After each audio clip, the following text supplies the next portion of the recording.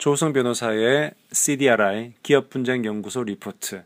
이번 시간 주제는 외부에서 투자를 받을 때 사전에 반드시 알아두어야 할 기초사항 6가지입니다.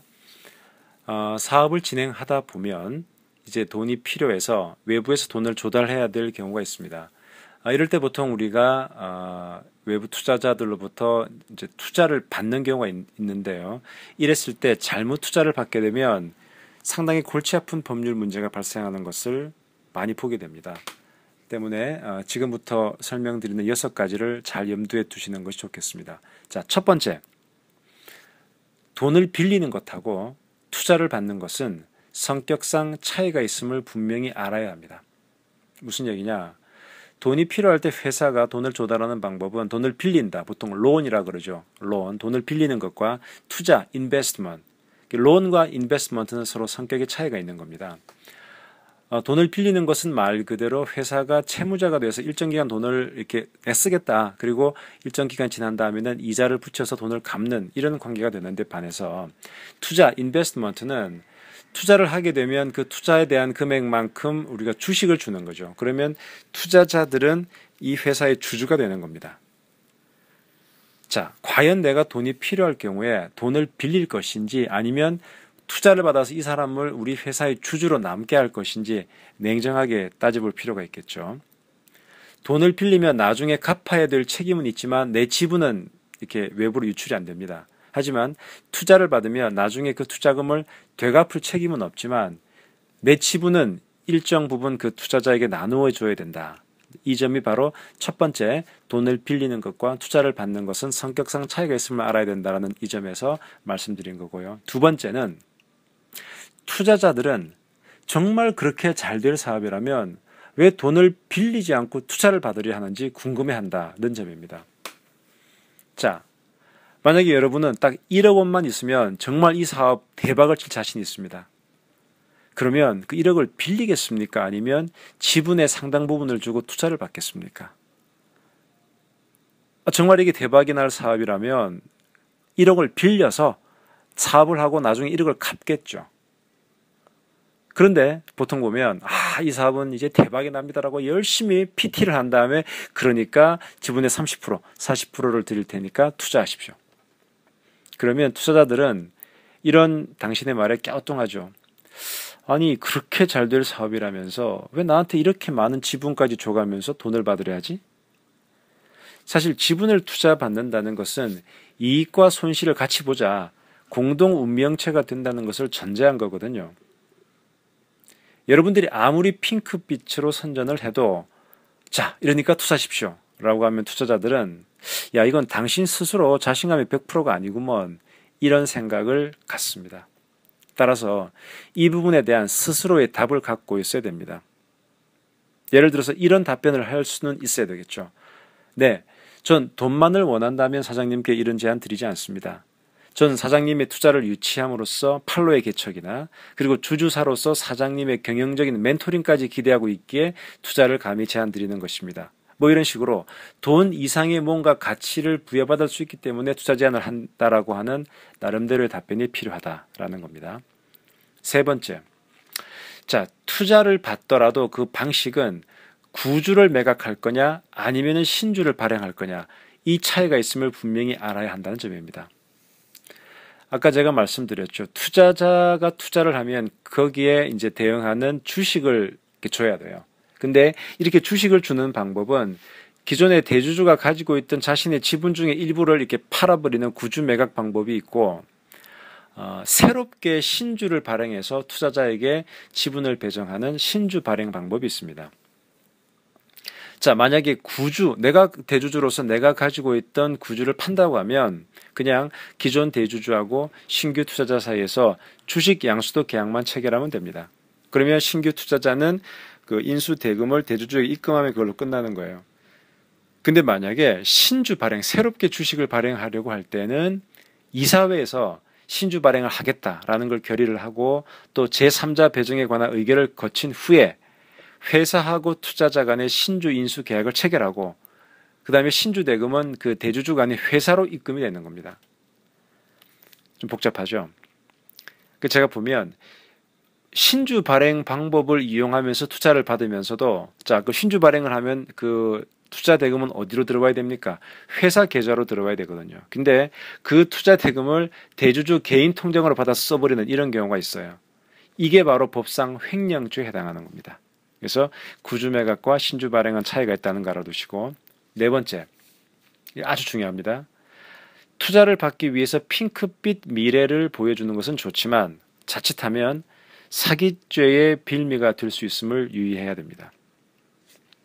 자, 투자자가 투자를 했어요. 투자를 할 때는 엔젤, 정말 천사같이 만면에 웃음을 띠면서 그래 우리 잘해보자. 난 당신을 믿어. 투자를 했습니다. 그런데 이제 이게 투자를 하고 난 다음에 1년이 지나고 2년이 지나도 회사가 잘 안 된단 말이죠. 그때는 투자자는 누구를 찾아갑니까? 변호사를 찾아가서 어떻게 하면 자기가 투자한 돈을 되돌려받을 수 있겠느냐 물어봅니다. 그러면서 이제 변호사한테 어떻게 하면 저 투자받은 저놈을 뭔가 좀 법적으로 형사적으로 걸 수 없습니까? 엮을 수 없습니까? 이런 질문을 많이 합니다. 그때 이제 사기죄라는 것이 등장을 하죠. 사기가 뭡니까? 남을 속이고 돈을 받는 게 사기죠. 그러면 이 투자와 관련해서 어떤 게 문제가 되느냐? 투자를 처음에 받으려고 할 때 당연히 회사의 대표이사는 핑크빛 미래를 보여줄 수밖에 없겠죠. 아, 우리 회사는 앞으로 이런저런 일을 하게 되고 따라서 몇 년 후에는 매출이 얼마가 되고 이런 얘기들을 하겠죠. 그래? 아, 그렇게 전망이 좋단 말이야? 그럼 내가 믿고 투자를 하지. 그랬는데 이제 그렇게 결과적으로 안 될 경우에는 투자자들을 유혹하기 위해서 제시했던 PT 자료들 있지 않습니까? 그 PT 자료들을 다 갖고 있어요, 투자자들이. 그 PT 자료를 수사기관에 냅니다. 아니 세상에 저놈이 이런 식으로 나한테 장담을 했습니다. 그러니까 난 믿을 수밖에 없었어요. 사실은 이게 다 뻥이었습니다. 결국 투자자를 유혹하기 위해서 했던 많은 자료들, 제출했던 자료들이 나중에 부메랑이 되어서 나의 사기죄, 책임의 근거가 되는 경우를 많이 보게 됩니다. 때문에 어떤 문서 형태로 미래에 대한 어떤 그 핑크빛 미래를 얘기할 때는 너무 단정적으로 얘기하지 말고 예컨대 이런 예측은 이러한 점을 전제로 한 것이며 주변 여건의 변화에 따라서 뭐 변경이 예상된다. 뭐 우리가 예전에 요즘은 텔레비 잘 안 보지만은 예전에 텔레비 편성 프로그램도 그렇잖아요. 뭐 있지만 여러 가지 사정에 따라서 변경될 수 있다. 뭔가 이런 빠져나갈 수 있는 구멍을 마련하는 것이 필요합니다. 자, 다섯 번째. 사업적인 설명을 하기 전에는 반드시 비밀 유지 약정서를 받아두는 것이 좋습니다. 자, 투자 유치를 위해서는 어쩔 수 없이 자신의 사업에 대한 내밀한 부분을 모두 설명해야 됩니다. 근데 그래 놓고서 만약 투자가 이루어지지 않는다. 그럼 사실 우리 비밀만 다 까발린 꼴이 되거든요. 따라서 반드시 투자 사업에 대한 설명을 앞두고는 그 예비 투자자들로부터 비밀 유지 약정서를 받아두어야 됩니다. 혹시 이런 비밀 유지 약정서가 필요하신 분은 저희 기업 분쟁 연구소로 연락을 하시면 저희들이 샘플을 드리도록 하겠습니다. 이런 비밀 유지 약정서를 제안하는 모습 자체가 상대방에게 신뢰를 주기도 합니다.